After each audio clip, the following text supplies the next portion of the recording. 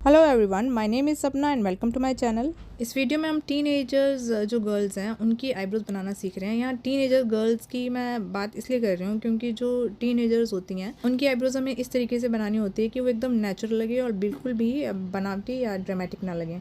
तो उसके लिए देखिए किस तरीके से हमें करना है। ऊपर से आईब्रोज़ के ऊपर से मैं पहले क्लीन कर रही हूँ और आप ध्यान दीजिए कि हमें ये दिमाग में रख के क्लीन नहीं करना ऊपर से कि आईब्रो को शेप कर रहे हैं।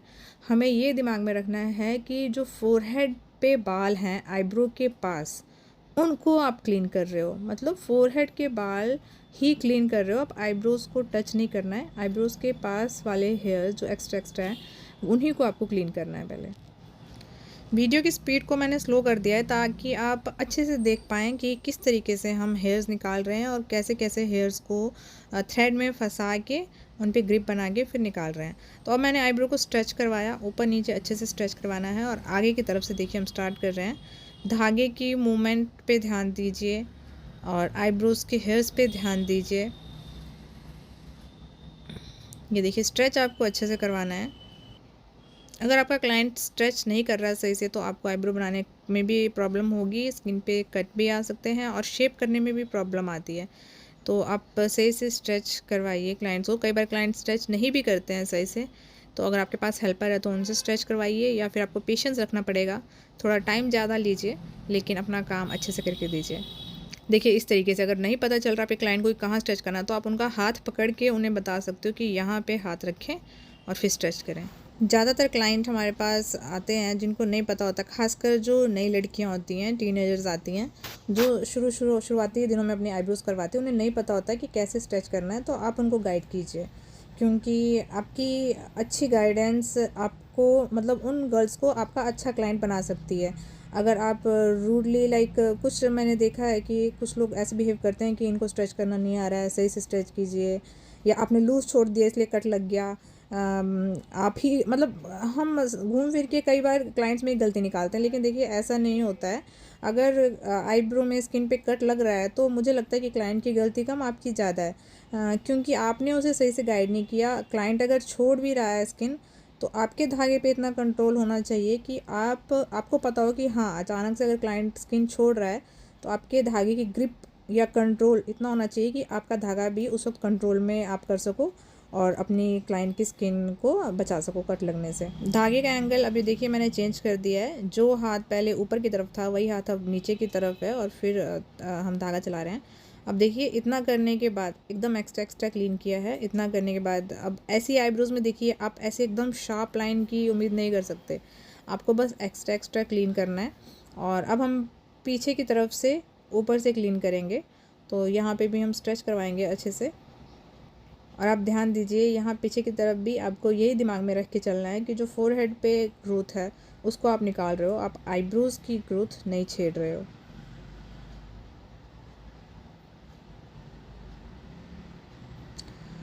स्टार्टिंग में लगता है कि आईब्रो को शेप देना है तो सीधा आईब्रोज से एक लेयर निकाल दो, ऐसा नहीं होता। हमेशा एक्स्ट्रा फोरहेड के बाल या नीचे के जो एकदम आईब्रोज के एक्स्ट्रा हेयर होते हैं उनको क्लीन किया कीजिए। उसके बाद आप एक बार क्लाइंट को मिरर दिखा के फिर उनसे आइडिया ले सकते हो कि उनको कैसा पसंद है, क्योंकि हमें नहीं पता होता है कि क्लाइंट को, अगर क्लाइंट कहता भी है कि पतला करना है तो हमें नहीं पता कि उसके दिमाग में पतला कितना है। और अगर वो कहता है कि मोटी मोटी रखनी है तो हमें ये भी नहीं पता कि उनके दिमाग में मोटा कितना मोटा है।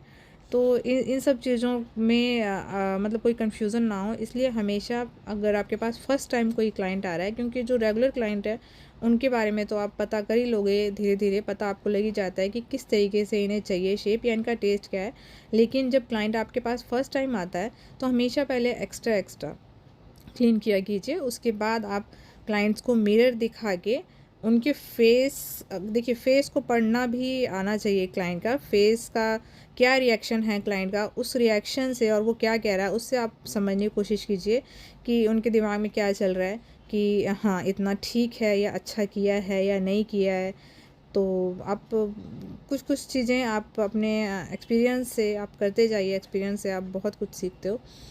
तो ये देखिए एक्स्ट्रा हेयर्स मैंने यहाँ क्लीन कर दिया है। अब ये आर्क वाला जो पॉइंट है ना, आर्क वाले पॉइंट से बिल्कुल भी बाल नहीं छेड़ने हैं। फिर वहाँ पे चाहे फोरहेड का आपको लग रहा हो कि फोरहेड का हेयर है तो भी मत छेड़िए।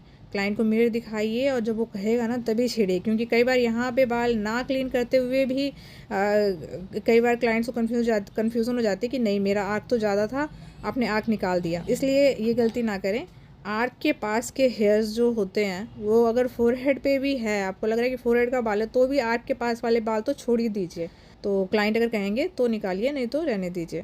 अब देखिए इतना करने के बाद मैं एक्स्ट्रा एक एक पार्ट देख रही हूँ, एकदम अलग से जो एक आध हेयर मुझे दिख रहा है उसे मैं क्लीन कर रही हूँ, ताकि थोड़ी सी फिनिशिंग आ जाए, थोड़ा सा शेप में दिखे आईब्रो। यहाँ आर्क के पास देखिए हमने क्या किया, ऊपर से तो नहीं छेड़ना ना आपको, आपने अगर ध्यान दिया तो ऊपर से आईब्रो बिल्कुल नहीं छेड़नी है, लेकिन आर्क के पास नीचे अच्छे से फिनिशिंग दिया कीजिए, क्योंकि तभी अगर नीचे से आप अच्छी फिनिशिंग देंगे तभी वो आर्क आपका उठा हुआ दिखेगा। और ऊपर से आईब्रो को बिल्कुल नहीं छेड़ना है। आर्क के पॉइंट पे हमेशा ये ध्यान देना है क्या, कि आर्क जो बनता है ना आपकी आईब्रो का, उसमें ऊपर से आईब्रो बिल्कुल नहीं छेड़नी है और नीचे से अच्छे से शेप देनी है, अच्छे से फिनिशिंग देनी है, तभी आपकी आईब्रोज आर्क में दिखेगी। मैं एक बार फिर से कह रही हूँ कि वीडियो की स्पीड को स्लो कर दिया है, ताकि धागे की मूवमेंट, हम कैसे बालों को कॉम करते हैं धागे से और कैसे एक एक बाल को फंसाते हैं, वो आप सही से देख पाएँ।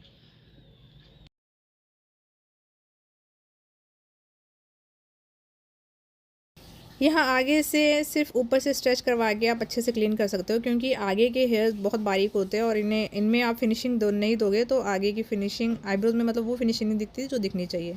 तो सिर्फ ऊपर से स्ट्रेच करवा के आप यहाँ पे भी अच्छे से क्लीन करके फिनिशिंग दे सकते हो, क्योंकि यहाँ की फिनिशिंग तो देनी पड़ेगी, फिर चाहे क्लाइंट एकदम नेचुरल मांग रहा है चाहे कैसी भी, क्योंकि यहाँ पे आगे के एकदम छोटे छोटे हेयर्स नहीं निकलेंगे ना, तो आपकी आईब्रोज में वो बात नहीं दिखेगी जो दिखनी चाहिए।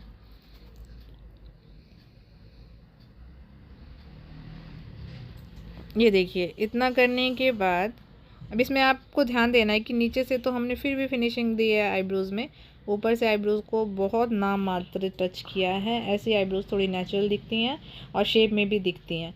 वही अगर आप ऊपर से एक एक लेयर पूरी क्लीन कर दोगे तो आईब्रो एकदम शार्प दिखेगी, और ऐसे केस में फिर नीचे से भी थोड़ी सी आपको शार्पनेस देनी पड़ेगी। क्लाइंट की डिमांड के हिसाब से ही सारा काम होगा, अपनी मर्ज़ी से आप नहीं कीजिए। हमेशा एक्स्ट्रा क्लीन करने के बाद क्लाइंट को मिरर दिखाइए, उनसे पूछिए, हाँ थोड़ा खुद भी ऑब्जर्वेशन कीजिए कहाँ पे क्या रह रही है कमी। अभी आप मेरी आईब्रो देख सकते हो। इतनी आईब्रो करने के बाद अब इसमें थोड़ी सी कटिंग होगी सीजर से।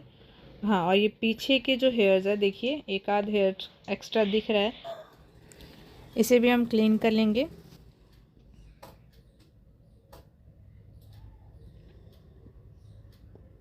देखिए पीछे की तरफ धागा ज़्यादा स्किन में दबा के नहीं करना चाहिए, स्किन लूज़ होती है, कट लगने के चांस ज़्यादा होते हैं।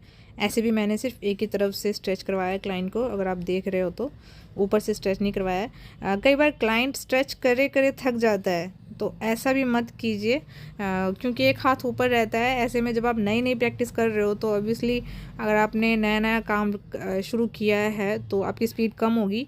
ऐसे में आपको ये भी ध्यान रखना है कि क्लाइंट ने ऊपर से कितनी देर से स्ट्रेच किया हुआ है।